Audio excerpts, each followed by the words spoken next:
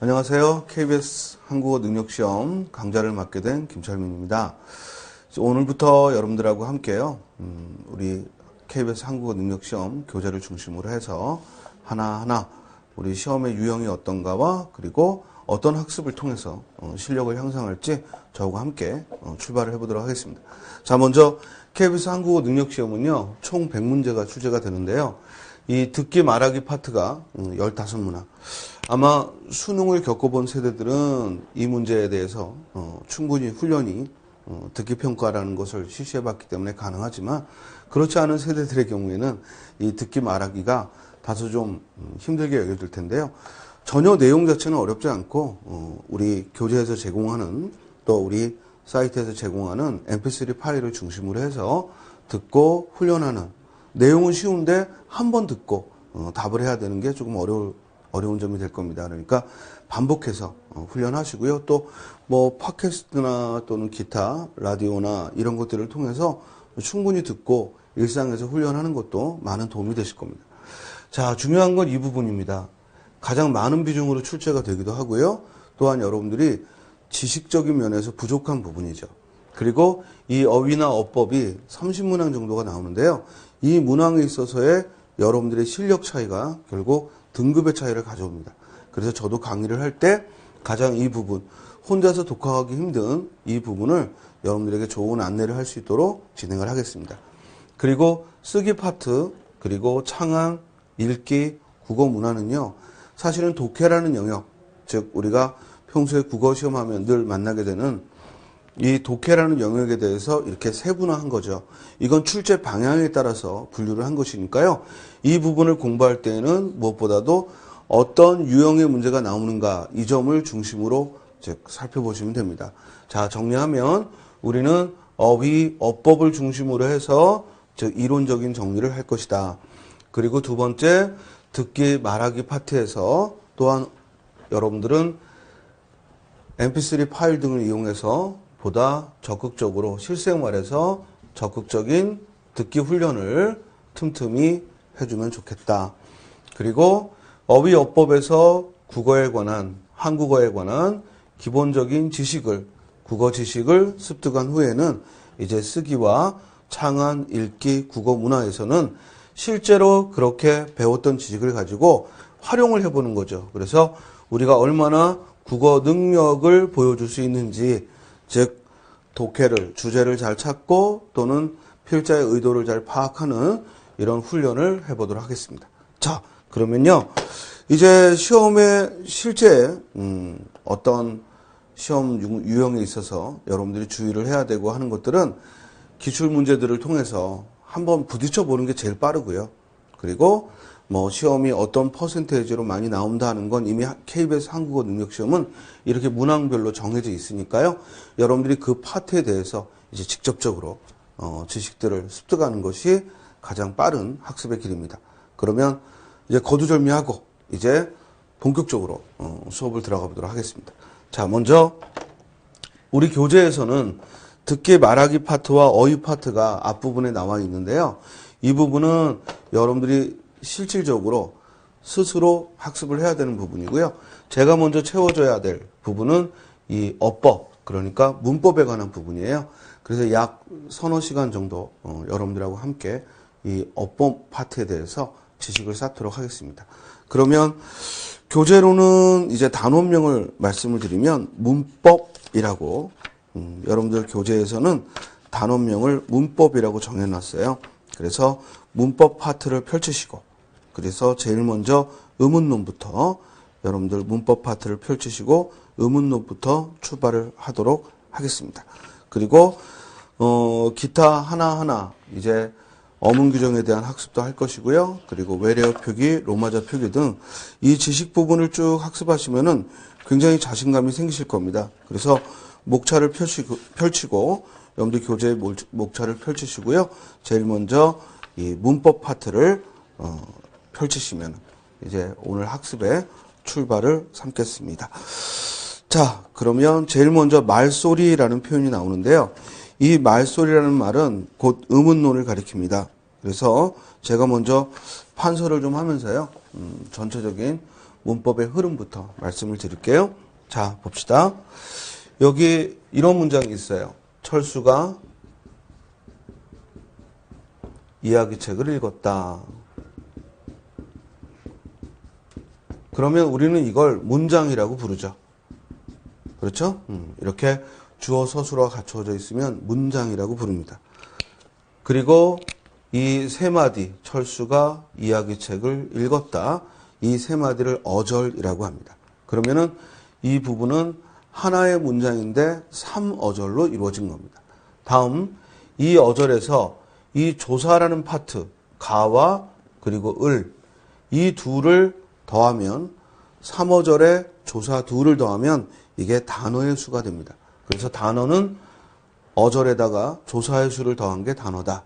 그래서 하나, 둘, 셋, 넷, 5개의 단어로 이루어져 있죠. 이 부분을 학습하는 것이 곧 형태론이고, 이제 우리가 먼저 해야 될 말소리 부분은 즉 정확한 표준 발음을 위한 지식이에요. 예를 들어 철수가 이야기책을 읽었다 하는 이 보여지는 부분은 형태론이지만 이걸 발음하면 철수가 이야기책을 읽었다. 이렇게 발음을 하게 되면 철수가 이야기책을 읽었다.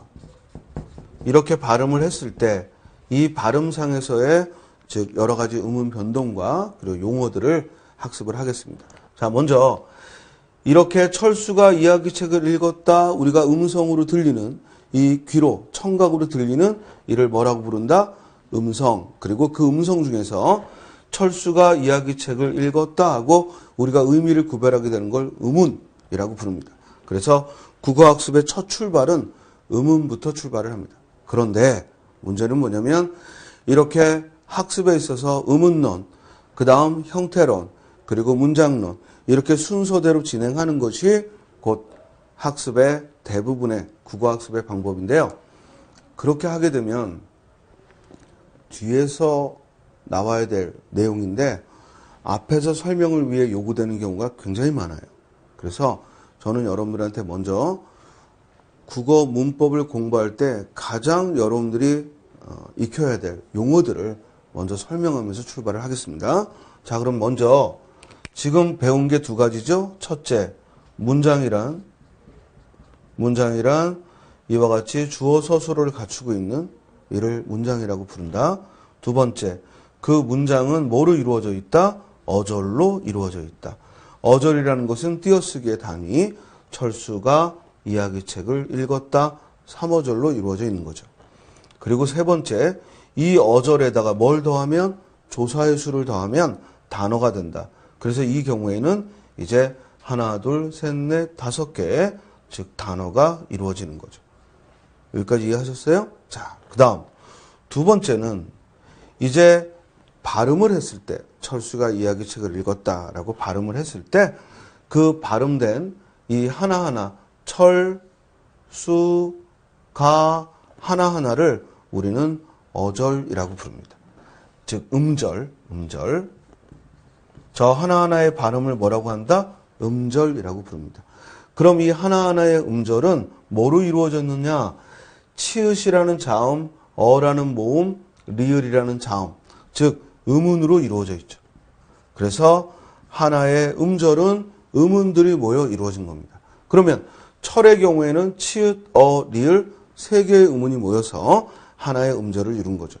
여기까지 이해됐죠? 자, 그러면 이제 음운이라는 것을 좀 더 세부적으로 우리가 들어가 보면 다음과 같이 나눠볼 수가 있어요. 첫째, 치읓, 리을과 같은 자음, 그리고 어, 우, 아와 같은 모음. 그래서 이 자음과 모음이라는 이 두 가지 음운으로 우리가 분류해 볼 수 있고요.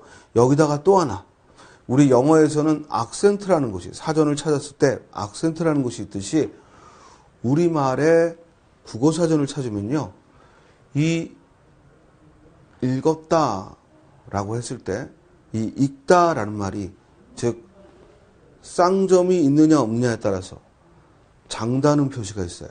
그래서 소리의 길이, 이 소리의 길이와 자음, 모음 이를 합쳐서 음운이라고 불러요. 그러면 여기 있는 자음, 모음을 우리가 구별해낼 수 있다고 해서 구별해낼 수 있다고 해서 이걸 분절음운. 그래서 이걸 분절음운. 반면에 소리의 길이는 비분절음운이라는 말을 합니다. 자, 예를 들어 여러분들 눈이 내린다 할 때 눈이 내린다 할 때 눈과 눈을 감다 할 때 눈은 사실은 우리가 이 둘의 뜻은 문맥을 통해 구별하죠. 눈이 내린다 할 때는 하늘에서 내리는 눈이요. 반면에 눈을 감다 할 때는 우리 신체의 눈이라고 구별을 하는데 이걸 국어사전에서 딱 찾으면요. 얘는 이렇게 쌍점이 써 있을 거예요. 눈이 내린다. 그리고 한자로는 이렇게 눈설자를 써놨을 겁니다. 반면에 이 눈을 감다 할 때의 눈은요. 그냥 눈이라는 발음만 있지 쌍점 표시가 없을 거예요. 그러면 쌍점 표시가 없다는 얘기는 단음, 짧게 소리낸다는 얘기고 그리고 쌍점 표시가 있다는 얘기는 길게 소리낸다는 뜻입니다. 그래서 이와 같이 소리의 길이가 두 단어를 구별합니다. 이럴 때 그 소리의 길이는 자음, 모음처럼 분명히 구별되지 않기 때문에 그걸 비분절 음운이라고 하는 거예요. 자, 그럼 정리하면 음운은 우리가 발음을 했을 때 뜻을 구별할 수 있는 그 소리를 음운이라고 한다. 그런데 그 음운에는 분절 음운과 비분절 음운이 있다. 분절 음운은 자음, 모음처럼 우리가 그 발음 기호를 구별해낼 수 있는 것이고 비분절 음운은 국어사전을 찾았을 때만 즉 판단할 수 있는 것을 비분절 음운이라고 하고 우리말에서는 그걸 소리의 길이라고 부른다. 여기까지 됐죠? 자, 다음 이제 여러분들과 저는 음운에 대해서 알았으니까 음운이란 뜻을 구별할 수 있는 소리고 거기에는 자음, 모음이 있고 소리의 길이가 있다라는 걸 알았으니까요. 이제 이 소리의 길이에 있어서 예를 들어 방금 얘기했듯이 눈이 내린다 할 때 눈은 긴 소리고 눈을 감다의 눈은 짧은 소리다. 이건 어떻게 구별합니까? 구별 못합니다. 즉 무슨 말이냐면 암기하셔야죠. 암기를 하는데 어떤 방법으로 암기하느냐. 우리가 교재에서 다루고 있는 딱 그 정도. 그리고 표준 발음법에 소리의 길이 항목에 나와 있는 그 예시. 딱 요 정도만 학습을 하시면 되고요. 다만 이걸 외울 때 여러분들이 암기하기 좋게 이유를 붙여가면서 외울 수는 있지만 본질적으로 구별하는 방법은 없습니다. 어떤 분들은 눈이 내린다 길지 않아요? 눈을 감다 짧지 않아요? 그건 우리가 그냥 마음 편하게 그러려니 하고 들으면 구별이 되지만 시험장에서는 안 돼요. 말이 많다, 즉 철수는 평소에 말이 많다. 이때 말과 제주도에 말이 많아. 이때의 말과 어떤 걸 긴 소리를 하느냐 구별 못해요. 대신 내가 그 말과 말, 눈과 눈을 기억을 해뒀을 때, 즉 말과 말은 사람이 하는 말 늘 주고받는 말이니까 길게 하는구나. 그런데 달리는 말 우리 어쩌다 한번 보지? 짧게 하는구나. 이렇게 암기를 해두는 방법이죠. 그래서 여러분들 교재에 보면은 즉 간과 간, 또 굴과 굴, 감사와 감사 이렇게 구별을 요하는 것들은 틈틈이 이유를 붙여가면서 제가 방금 말씀드린 것처럼 예를 들어 굴을 먹다 이거 빨리 먹어버려야 되잖아요. 그러니까 뭐야? 짧게 발음하고 반면에 굴을 파다 이 깊이 들어가야 되니까 이건 길게 발음한다. 이런 식으로 이해하시면 됩니다. 이해됐죠? 자, 그래서 음운은 분절음운과 비분절음운 그리고 다시 분절음운은 자음, 모음이 있고 그리고 비분절음운은 소리의 길이가 있습니다. 자, 그럼 본격적으로 자음과 모음에 대해서 살펴볼게요. 우리말의 분절음운인 자음과 모음은 자음이 모두 19개가 소리가 나고 모음은 21개가 소리가 납니다. 자, 지금부터 조금만 집중해서 한번 잘 들어봐요. 자음 19개는요. 일단 무언가를 분류해서 설명을 하려면 기준이라는 게 있어요.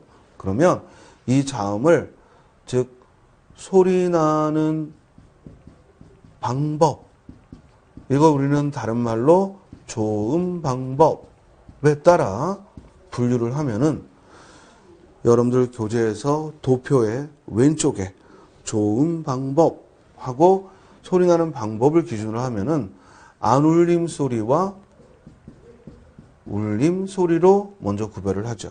안울림과 울림이라는 구별을 합니다. 안울림은 성대를 울려내지 않는 걸 말하고요. 그리고 울림은 성대를 울려내는 소리인데 사실은 모음이 없으면 자음은 소리가 안 나요. 예를 들어 여기 기억은 이것의 명칭이지만 이걸 한번 여러분들 소리 내보세요. 가끔 어떤 무서운 친구들이 이걸 소리를 내요. 소리 못 내요. 왜? 모음이 있어야 돼. 여기 아가 있든 우가 있든 모음이 있어야 가, 구 하고 소리가 나는 거지 이 자체는 소리 안 나죠. 따라서 자음의 경우 그러면 도대체 성대를 울려내고 안 울려낸다라는 것은 학자들의 임의적인 분류야. 따라서 여기 울림소리 하게 될 때는요. 비음, 즉 니은, 미음, 이음과 유음, 리을 요건 암기요. 그래서 나라 마음 이렇게 외워도 좋고 즉 나라 마음, 니은, 리을, 미음, 이응 이걸 울림소리라고 부르고 나머지를 안 울림소리라고 부르는데 이 울림소리에서도 니은, 미음, 이응을 뭐라고 부른다고요? 비음이라고 부르고요. 그리고 리을을 유음이라고 부릅니다.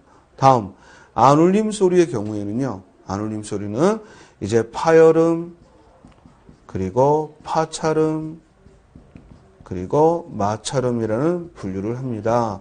그러면 파열음이라는 것은 입안을 막아 터뜨려내는 소리, 즉 이렇게 외우시면 돼요. 바둑이 파열, 그래서 바둑이 파열, 좀 얘가 엽기적이긴 한데 바둑이 파열, 비읍계열, 디귿계열, 기역계열. 그래서 그리고 드, 그리고 이를 파열음이라고 부릅니다.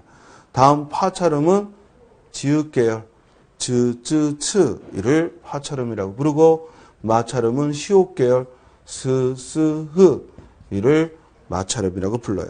따라서 이와 같이 파열음, 그리고 파찰음, 그리고 마찰음, 비음, 유음은 소리나는 방법에 따라 분류를 한 것이고 자 이번에는 도표 위를 보시면 책의 도표 위를 보시면 조음 위치, 소리나는 위치에 따라 또 분류를 했죠.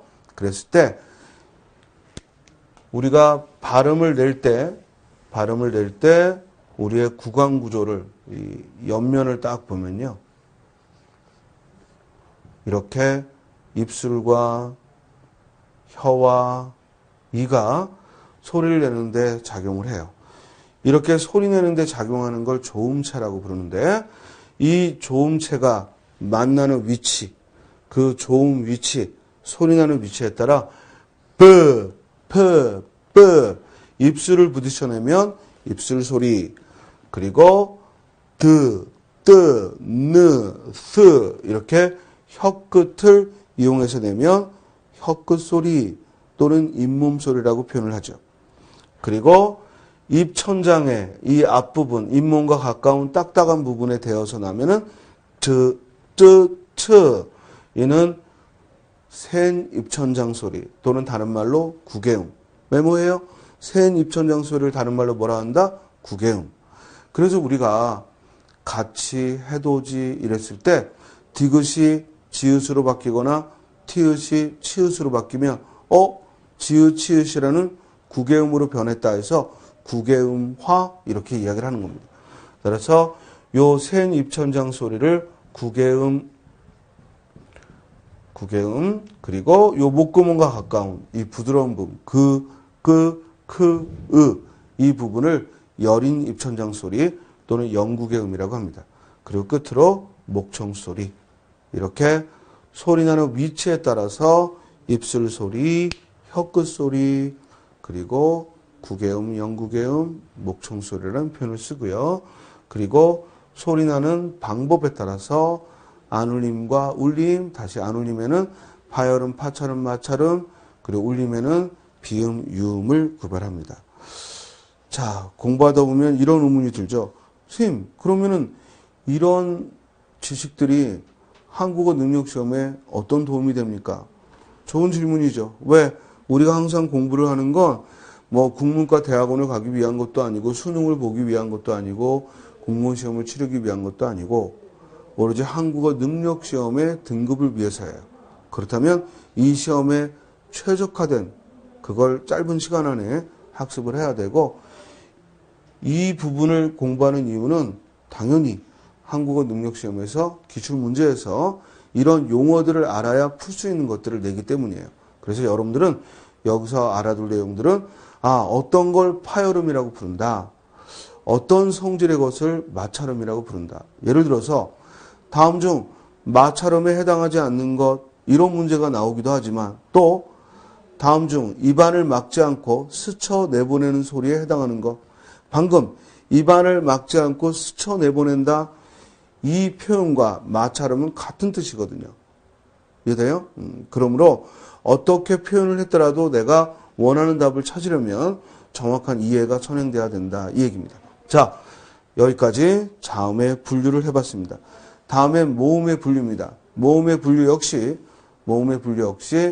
즉 기준을 두고 그 기준에 따라서 분류를 하는데요. 여러분들 교재에 모음의 도표가 있을 거예요. 그런데 그 도표를 보시면 단모음 10개, 이중모음 11개인데요.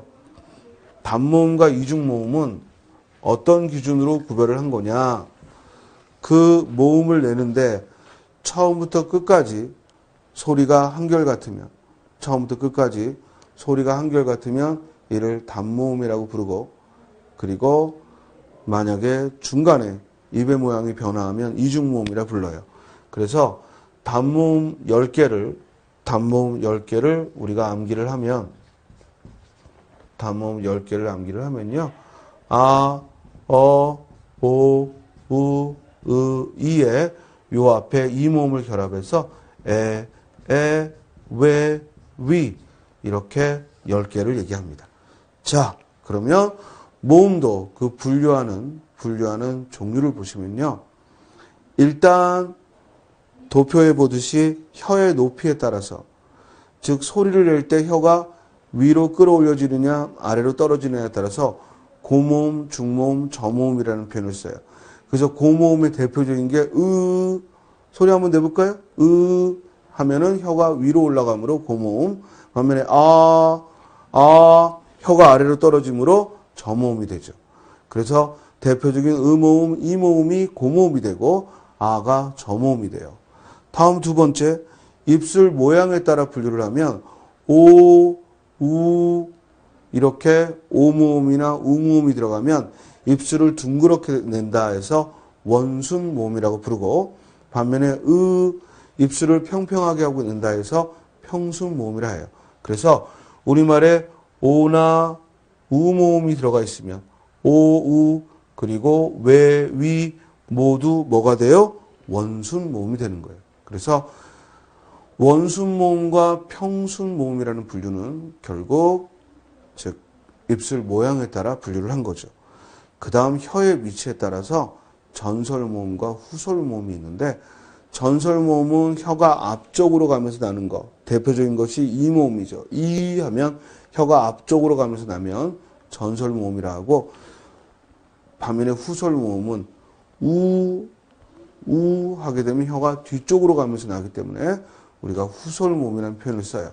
그래서 여기 아어, 오, 우, 이, 왜, 위라는 단모음에서 우리가 굳이 전설모음과 후설모음을 구별을 해보면 이 이모음이 결합된 왜, 위가 즉 전설모음이 되는 것이고 나머지는 후설모음이 되겠죠.